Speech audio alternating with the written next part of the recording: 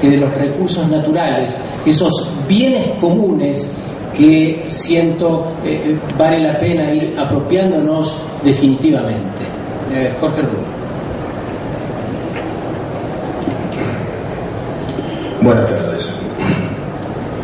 Bien, tenemos 15 minutos, es poco tiempo. Yo voy a tratar de sintetizar algunas ideas que a nosotros como equipo, como grupo, nos ha llevado mucho tiempo generar, y también ha sido un camino doloroso, un camino de práctica y de lucha.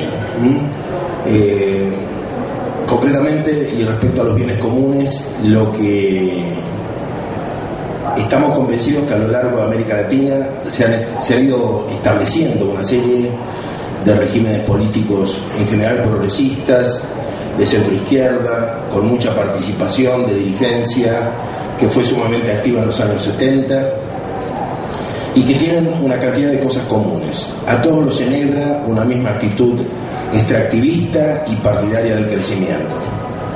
A todos los enhebra un mismo modelo agroexportador, productor de materias primas y de commodities.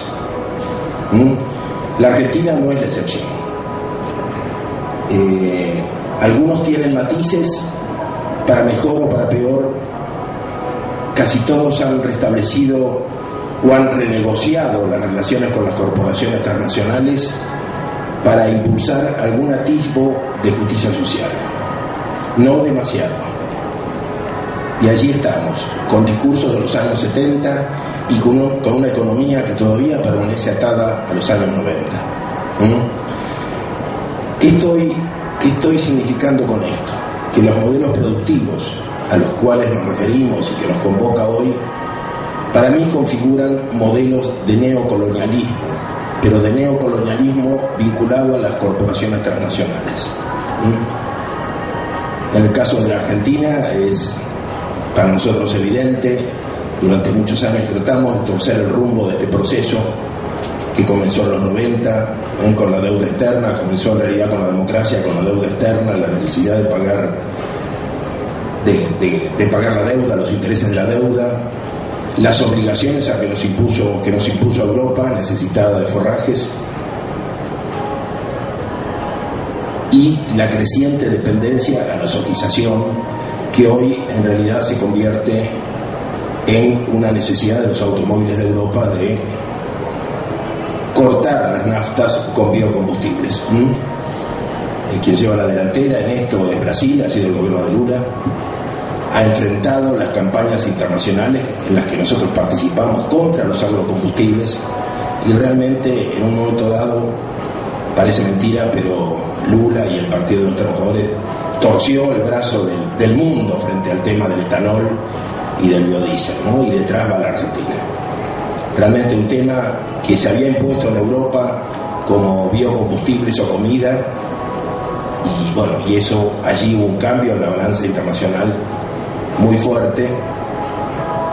Hoy se está dando otro giro, que es el acaparamiento de tierras, un tema del que en la Argentina no se habla, que significa que algunos países ocupan vastos territorios de otros países para asegurar su propia seguridad alimentaria. En el caso de la Argentina tenemos el caso de los chinos en Río Negro y el caso de Arabia Saudita en la provincia del Chaco.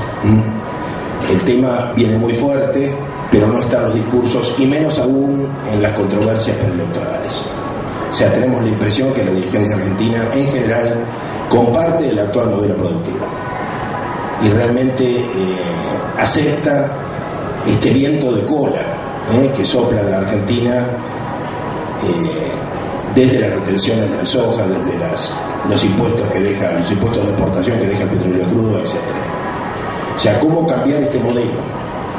Estamos tratando de levantar las viejas banderas del nacionalismo popular, por eso hablamos de la liberación nacional, no solamente de ecología, porque lo que necesitamos es un proyecto de país y un Estado fuerte que vuelva a plantearse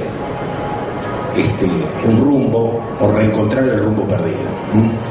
Es decir, ¿qué estamos diciendo? Estamos hablando de que hemos vuelto a ser una colonia, igual que en los años 30, con la diferencia que ahora es Vudú, que viene de la UCD, quien nos explica quién es Scalabrini. Nosotros tratamos de leer a Scalabrini, porque realmente leer a Scalabrini y la dependencia de la Argentina de la Gran Bretaña hoy es de una lucidez fabulosa. Realmente la izquierda puede seguir gritando contra la flota norteamericana, que eso al imperio no le mueve un pelo. El problema aquí es Malvinas, la megabase militar y las condiciones que la Argentina firmó en España, en Londres primero y luego en Madrid, para fijar el cese del estado de beligerancia, o sea, la rendición argentina. Somos un país derrotado y lo estamos pagando gravemente. El acuerdo constitucional entre Menem y Alfonsín, que estableció una nueva constitución que fragmenta a la Argentina y que pone la disposición de los recursos naturales y del subsuelo en manos de los gobernadores, fue parte de ese acuerdo. Removerlo va a costar muchísimo, sobre todo en la medida en que el pueblo argentino no acepte el desafío enorme de reconocerlo, de reconocer este estado de dependencia y de derrota en el que estamos.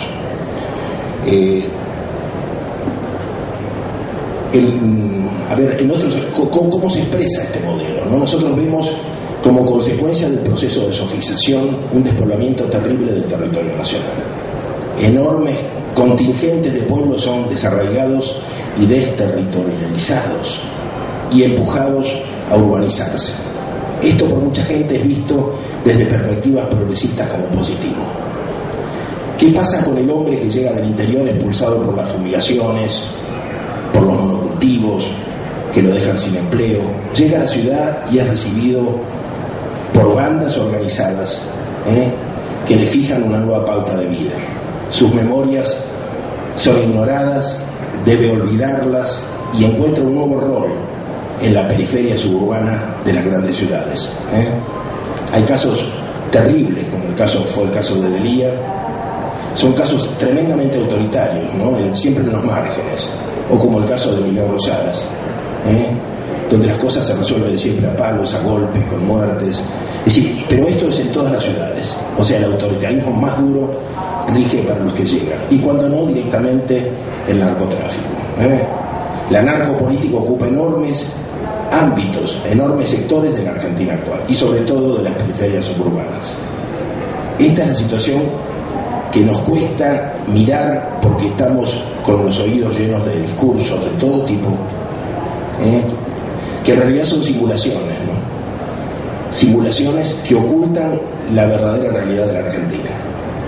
Es decir, un estado de bienestar que alcanza a muchos, y en ese sentido podemos decir que esta es una democracia de iguales, de clase media, media y alta, con un enorme nivel de corrupción institucionalizado, y es una terrible dictadura para los más pobres, que llevan 10 o 15 años de planes asistenciales, que han visto su autoestima absolutamente destruida, que comen comida chatarra, en un país donde además somos laboratorio. 40 millones de ratones blancos de laboratorio que comemos comidas donde en buena medida hay componentes de semillas genéticamente modificadas. Esto en el mundo no existe sino en la Argentina. Es una situación tremenda. El conflicto más grave que hemos tenido en los últimos años ha sido el conflicto del campo, que en realidad fue una parodia. Fíjense que la lucha fue contra Miguel y Orcati, que tienen 2 o 3 mil hectáreas cada uno, y realmente el expresidente dio la batalla desde las oficinas de Eduardo Bernstein, que tiene 400.000 y que es miembro del Consejo Judío Mundial y que es íntimo amigo del gobierno. O sea, los grandes ojeros no participaron en ese enfrentamiento. Los grandes ojeros tampoco tienen problemas con las retenciones. Muchos de ellos tienen tierras de un lado y del otro del río Uruguay. Los campos del Uruguay, de los ojeros, producen 4 veces más que los campos argentinos. No es un problema de fertilidad, es que mucha soja argentina está saliendo por Nueva Palmira, abiertamente. Nosotros fuimos a denunciar esto en Montevideo y los uruguayos en la radio donde lo denunciamos se reían, porque nosotros preguntamos si acaso Pepe Mujica no lo sabía. Y en la radio a micrófono abierto me dijeron, eso en Uruguay lo sabe todo el mundo. Uruguay vive de la soja argentina.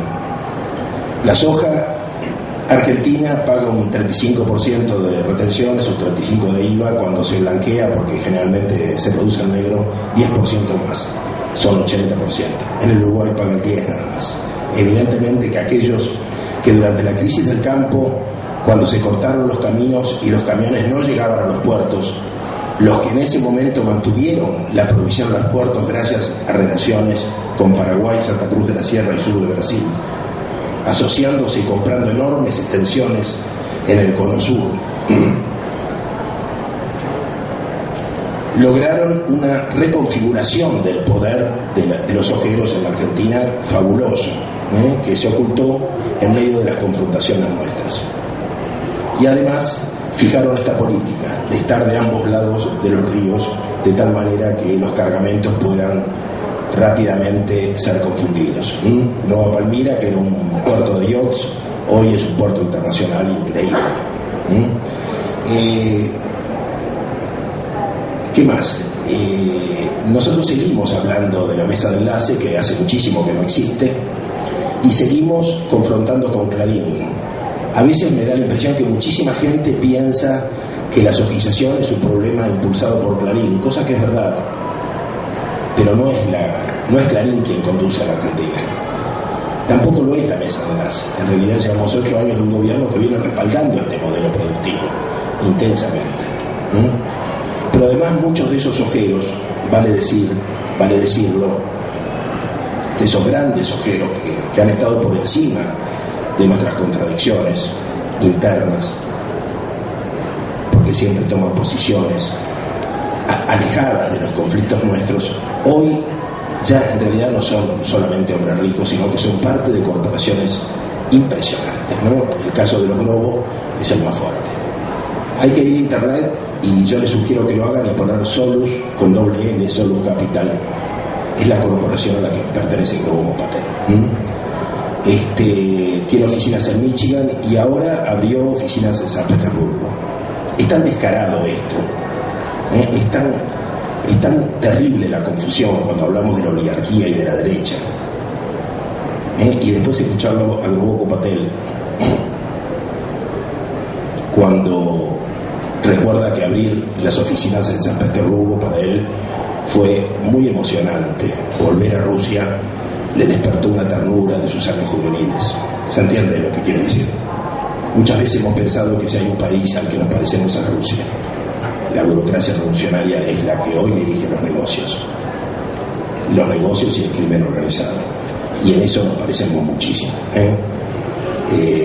Nosotros en noviembre del año pasado estuvimos en Ginebra denunciando esto con banderas argentinas que decían no se vende, la Argentina no se vende, porque los Globo y otras corporaciones convocaron a una enorme reunión de empresarios rusos y árabes en un hotel internacional de Ginebra para persuadirlos de la conveniencia de invertir en el Cono Sur.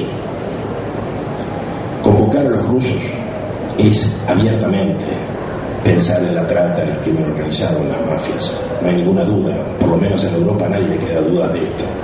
No estaban allí los grandes bancos ni las grandes financieras, estaban los tiburones, la gente que después de la crisis inmobiliaria se abrió con las carteras de negocio, los que están dispuestos a hacer cualquier cosa para abrirse un espacio en el campo de las corporaciones. A ellos se los invitó a venir públicamente, había más de 300 allí. Nosotros movilizamos sindicatos suizos, los campesinos suizos de la vía, y estuvimos nosotros como grupo de reflexión rural, pero realmente es una pelea casi con un escarbadiente, ¿no?, la que estamos dando, y por eso a través de los medios y de las nuevas tecnologías del Facebook, de las páginas, de los blogs, tratamos de que la gente entienda este enorme engaño que vive la Argentina. Hoy hablar de ecología es casi subversivo, porque estamos cuestionando un proceso terrible que nos lleva no solamente al cambio climático, nos llega a los grandes desastres ecológicos ante los que estamos. Se trata de cambiar el planeta. Todos compartimos de que si no derrotamos al capitalismo se termina con la vida del planeta. Pero es tan acuciante esta situación que ya perder el tiempo hablando del capitalismo es como de nuevo desviar la mirada. aquí ya el problema es salvar el planeta. Después de Fukushima, después de los derrames en el Golfo de México, la situación es gravísima. Que nosotros vivamos en una burbuja sin querer ver estos procesos terribles que nos amenazan, indica que no queremos asumir realmente la situación terrible de la Argentina, la fragilidad terrible de la Argentina. Donde caiga el precio de la soja en el mercado internacional, realmente este país estalla. Está absolutamente mantenido por la producción de commodities. Bueno, luego seguimos en los diálogos posteriores. Gracias. El modelo de desarrollo integrante según Jorge Rulli, discursos de los 70, economía de los 90, sojización y lo que trae la dependencia, la extranjerización de la tierra. Y vamos a hablar enseguida de la minería a cielo abierto, que efectivamente forma parte de los planes estratégicos que tiene el Estado Nacional. ¿Es una actividad sustentable? Esto es lo que se pregunta quien ya ha sido presentado y que es Antonio Brailovsky, que sigue ahora. Gracias por acompañarnos hoy. Y una entrada posible fue el reclamo, la preocupación y para algunos la tensión extrema de los vecinos de Esquel ante un proyecto minero próximo a la ciudad, que podía amenazar sus fuentes de agua potable, que podía amenazar su fuente de recursos turísticos por estar aguas arriba del Parque Nacional. Y la pregunta es, bueno, ¿esta gente exageró? ¿Esta gente fue manipulada por alguna razón política o tenían un buen motivo para preocuparse? De modo que vamos a hacer algún rastreo de algunos antecedentes en cuanto a manejo irresponsable en recursos llamados teóricamente no renovables. Empezamos con el petróleo de la Patagonia.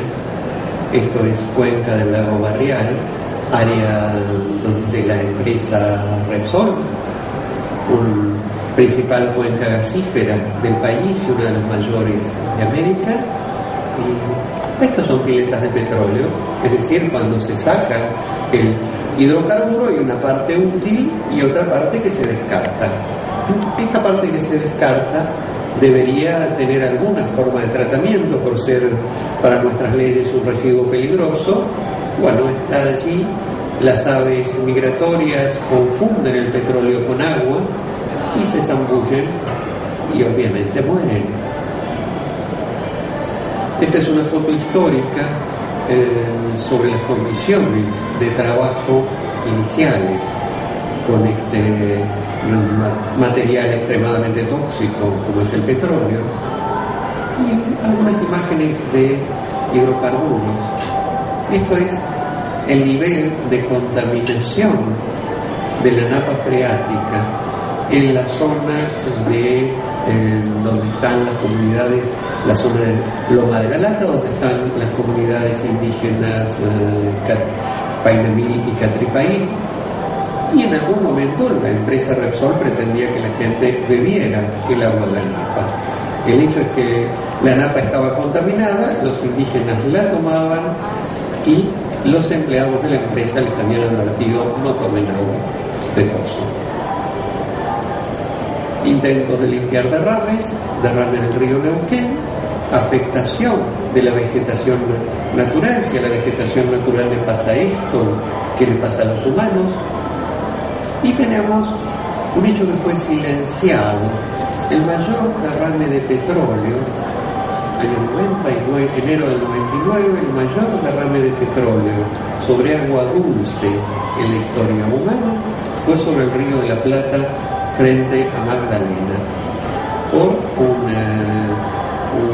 buque de la empresa Shell que chocó en el canal de navegación con otro barco, y la gente local fue contratada para trabajar en condiciones infames, condiciones absolutamente infames, teniendo en cuenta que trabajaban con residuos peligrosos. Y lo interesante es gobierno nacional, gobierno de la provincia de Buenos Aires, prefectura, municipalidad de Magdalena, nadie supo qué hacer, y lo que hizo Shell fue un simulacro de limpieza, contratando a pobladores pobres para meterlos en el petróleo y sacar lo que pudieran. Y este impacto ambiental no solo que quedó impune, no solo hubo un daño importante a la economía local y a la salud de los trabajadores, sino que además quedó silenciado. Insisto, el mayor derrame de petróleo sobre agua dulce en la historia mundial. Y cada vez que lo cuento la gente me dice, yo no sabía.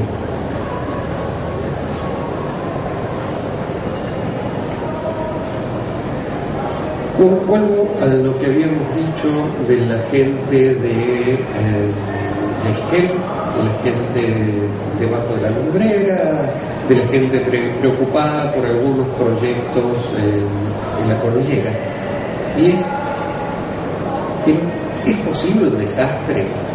¿Qué es esto de los tóxicos? Algún químico que dice, no, el cianuro se degrada rápido, el cianuro no es un problema. El problema tal vez no esté exactamente en el cianuro, sino está en la acumulación de residuos peligrosos. Un dique de colas es el lugar a donde van los residuos peligrosos de las grandes explotaciones mineras. Es decir, la explotación minera genera una cantidad muy grande de residuos peligrosos. La rentabilidad del negocio consiste en no tratarlos, sino en dejarlos ahí. ¿Dónde se los deja? Se los deja en una especie de gran lago artificial de varias hectáreas de superficie, con una pared de varios metros de altura. Se lo deja y se van. Esto permanece peligroso por un tiempo indefinido, es decir, mientras esté allí es peligroso. Esto es, como ustedes leyeron, la ruptura de un dique de colas en España, Asnacollar, cerca de Sevilla. Lo que estamos viendo es simplemente la presión de esa masa de líquidos y sólidos hizo saltar las paredes del complejo y empezó a desparramar tóxicos hacia los ríos, obviamente arrasando lo que fuera. Es decir, el color oscuro que ustedes ven no es sombra, no son nubes que estén pasando, es un barro gris. De modo que cuando hay temor del riesgo de grandes explotaciones mineras, estamos hablando de esto, del riesgo de ruptura de un dique de colas, que en Asnacollar fue simplemente un problema de haber ahorrado en la seguridad, haber hecho un dique de colas menos resistente de lo que debieran haber hecho. Ahora, en nuestro caso tenemos grandes explotaciones mineras en áreas sísmicas, de modo que imaginen ese enorme contenedor de hectáreas y hectáreas, millones de metros cúbicos de tóxicos en una zona sísmica y en una zona árida o semiárida, donde el riesgo está que eso amenace las escasas fuentes de agua potable de la zona.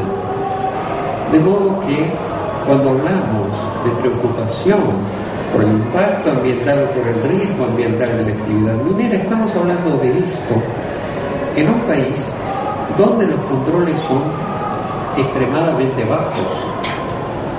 Porque si quieren tener alguna idea de cómo funcionan los controles en Argentina, vayan a Puerto Madero y cuenten los pisos de las torres de Puerto Madero, y algunas de las primeras torres tienen más pisos de lo que permite el Código de Planeamiento Urbano.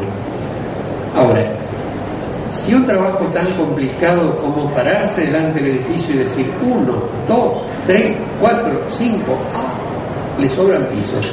Si un trabajo tan complicado como ese no se hace, Imaginen lo que es controlar la estructura de un dique de colas allá en la cordillera. Esto que pasó en Hungría es también otro ejemplo. Fíjense, el modelo es el mismo. El dique de colas es casi igual, pasó exactamente lo mismo y tuvimos cambio de color, es decir, en vez de un aluvión de barro gris, tuvimos un aluvión de barro tóxico rojo.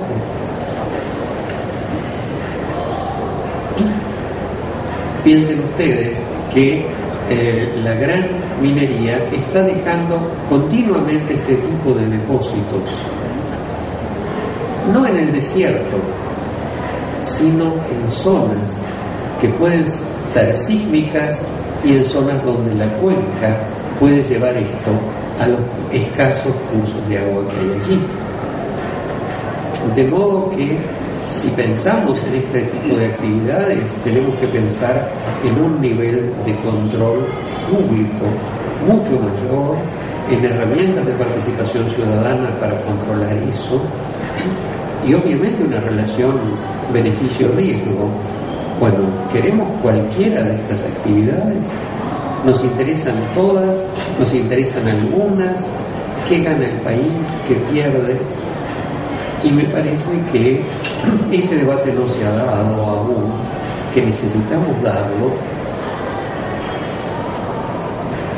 y que necesitamos darlo a partir del conocimiento de los riesgos. Es decir, entre la gente que dice esto es espantoso, nos vamos a morir todos, y la gente que dice quédense tranquilos, no puede pasar nada. Bueno, caramba, estamos viendo hoy algunos ejemplos de cosas que no podían pasar y que pasaron. Magdalena, Magdalena en el Río de la Plata, la zona de Neuquén, de Loma de la Lata, la zona de Asnacoya, en Sevilla, y el derrame de Hungría en el año 2010. Sobre zonas pobladas, como ustedes ven, es decir, lo que significa que la gente esté haciendo su vida normal y de repente le llegue la oleada de barro tóxico a las casas. Y todo esto se supone que debería servir para revisar los criterios de seguridad, los criterios de prevención. Nosotros no hemos visto que eso ocurra en Argentina.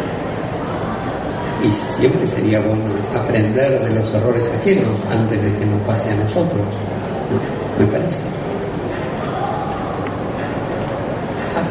Así están trabajando el caso del derrame de tóxicos. Recuerden cómo estaban trabajando los pobladores de Magdalena.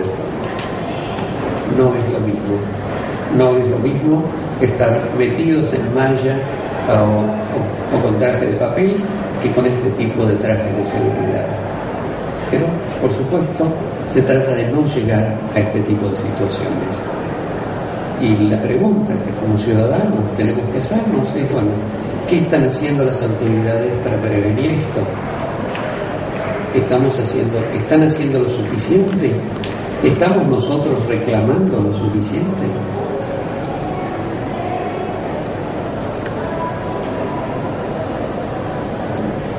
Algunas panorámicas de lo mismo, solamente para recordar que los riesgos existen y que no siempre Dios es argentino, a veces se olvida. De manera que por eso estamos hablando de la necesidad de que todas las decisiones que se tomen tengan como soporte un criterio de sustentabilidad. Sustentabilidad es, como ustedes saben, un vínculo, establecer un vínculo con las generaciones futuras. Este tipo de vínculo. Gracias.